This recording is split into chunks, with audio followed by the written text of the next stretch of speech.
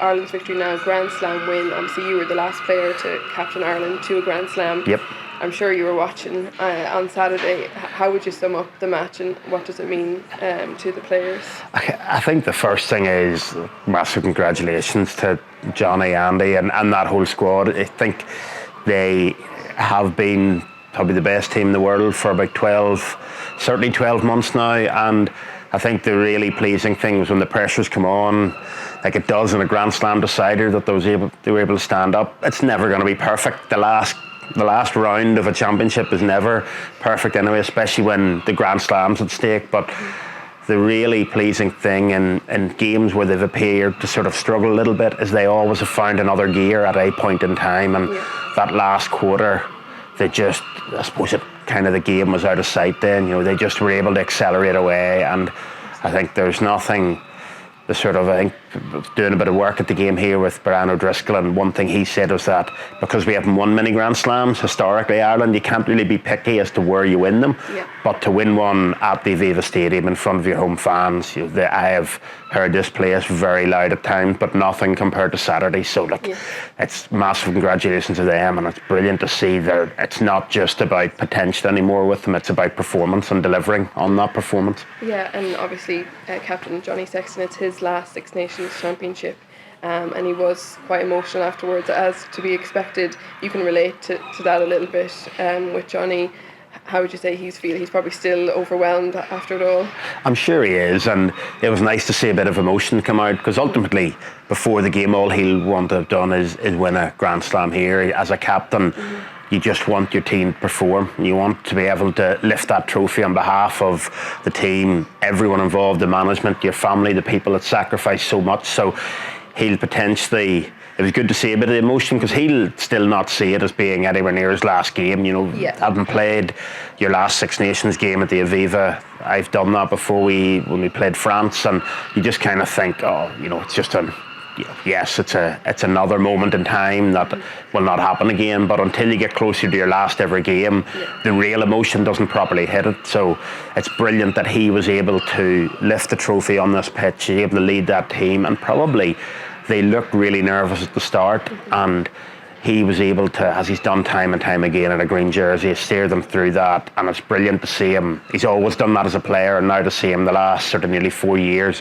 doing that as a captain, it's brilliant to see, because Johnny's not just a fantastic player, but he's a good friend of mine, and you want your friends to do well.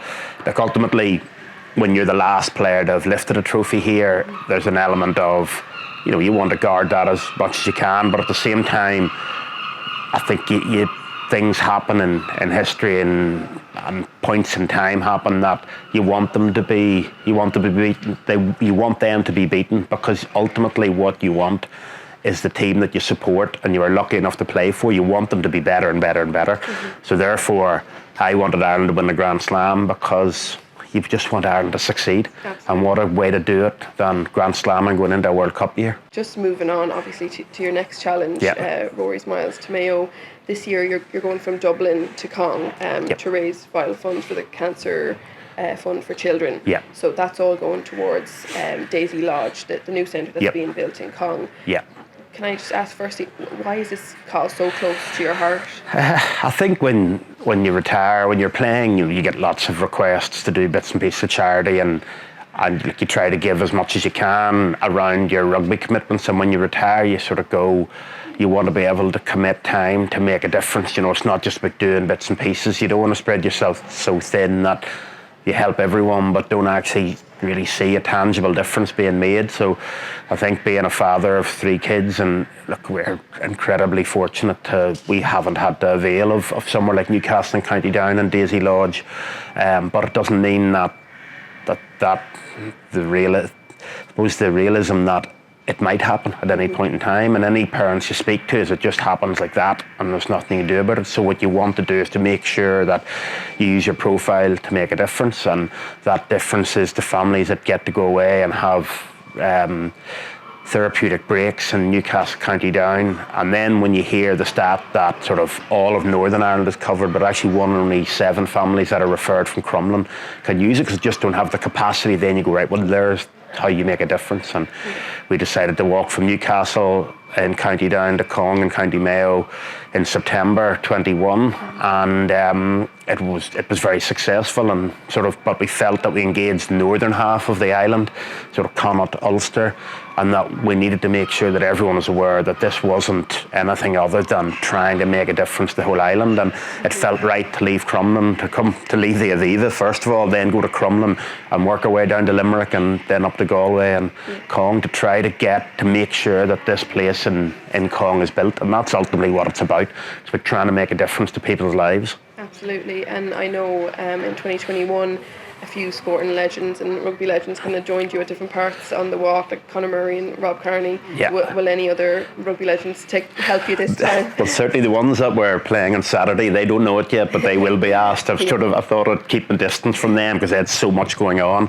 And look, a couple have already agreed to walk with me at various parts along the route, and that's one of the great things about it. You get to walk with former teammates, sporting stars and people that you admired, and you get to catch up with them, and then you get to walk with families, friends, and doctors, the social workers. You get to walk with so many people, either associated with the charity, done so much for the whole island in various shapes and forms, but you also get to walk with, when you're walking through towns and villages, you get that sort of feeling of walking with everyone else as well. So look, there'll hopefully be plenty of people walking with me. Like I say, a few of the retired guys have agreed, and hopefully a few of the current players around their busy schedule will walk with me at various parts. Great. And will your wife Jodie or your 3 children join you as well? So Jodie will walk the whole thing with me again, and the 3 kids will sort of come and go around school.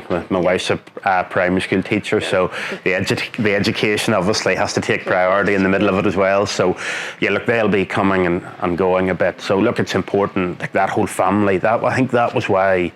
Part of the reason the charity was so important is that family aspect of it. That's why the walk was originally, we wanted to do something, and I kind of said, sure, I'll just start running one day and I'll eventually get to Mayo. And it was my wife said, well, look, this is a family, this is a children's charity, why not do something that people can join in with you? And that's where the walk came from. So look, I'm going to say I'm very much looking forward to it, much looking forward to it being successful and finishing it.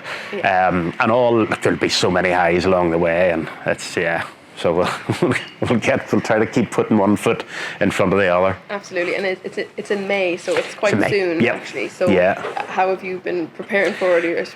Well, the Six Nations hasn't been helpful now, because especially with Ireland being so successful. But we'll really start to just try to get hours walking. So we'll try to sort of do at least 3 hours, 3 or 4 times a week. I train a bit in the gym. When I retired, I sort of found that I couldn't. I thought I would just stop dead from all the training, but I actually didn't. I found that I actually do love it. It wasn't just a job. So I try to keep a bit of training going. So we'll have to ratchet it up a little bit now to make sure we're ready for the challenge. Absolutely. So you'll have to get on to some of the current players now after they're high and let them know that they'll be coming out with you. Yeah. The Ulster players really stepped up. Rob Herring in particular, for Troy. Can you just talk about how great it is to see the Ulster players stepping forward? Yeah, look, I think from an Ulster point of view, obviously it was a real pity for Ian Henderson breaking his arm against Scotland, so he wasn't able to take a spot in the starting team. And Ulster have been probably struggling for starters over the last sort of couple of years with Ireland, but also all you can do is make an impact off the bench. You talk about Rob Herring and Tom O'Toole, Kieran Treadwell, all coming on and adding to the Irish squad, and that's what it's about. I think the bench in particular on Saturday, they really, at a time when it was nervy and England maybe could come back at it, that they came on and they increased the level. And so from an Ulster point of view, hopefully that's going to be a springboard to get more players involved, and they'll be hoping it's a springboard to come back here in a couple of weeks' time and make sure that they get a win over Leinster. And obviously Leinster, with so many of the Irish team involved, they'll be looking to win here. So look, it's brilliant for Irish rugby that not only the national team's going well, the 20s to have done back-to-back Grand Slams now, and the provinces are absolutely flying in Europe. So look, that's what you need to make sure that you have long-term sustainability within that men's team.